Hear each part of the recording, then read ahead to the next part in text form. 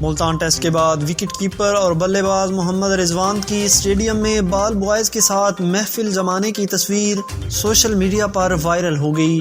News website pro Pakistani کے مطابق یہ تصویر B B C cricket producer Tim Peach نے اپنے ٹویٹر اکاؤنٹ پر پوسٹ کی ہے۔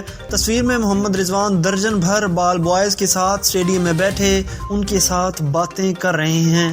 اپنی ٹویٹ میں ٹیم پیچ نے لکھا کہ میچ ختم ہوئے آدھا گھنٹہ گزر چکا ہے اور محمد رضوان ابھی تک بیٹھے تمام بال بوائز کے ساتھ باتیں کر رہے ہیں۔ واضح رہے کہ ملتان ٹیسٹ میں محمد رضوان خاطر خواہ کارکردگی نہ دکھا سکے۔ انہوں نے پہلی اننگ میں 44 گیندوں پر 29 اور دوسری اننگ میں 29 گیندوں پر 46 رنز بنائے۔ رواں سال اب تک وہ 7 ٹیسٹ میچز کھیل چکے ہیں جس میں انہوں نے 34 کی اوسط سے مجموعی طور پر 375 رنز بنائے ہیں، جس میں آسٹریلیا کے خلاف ان کی 104 رنز کی اننگ بھی شامل ہے۔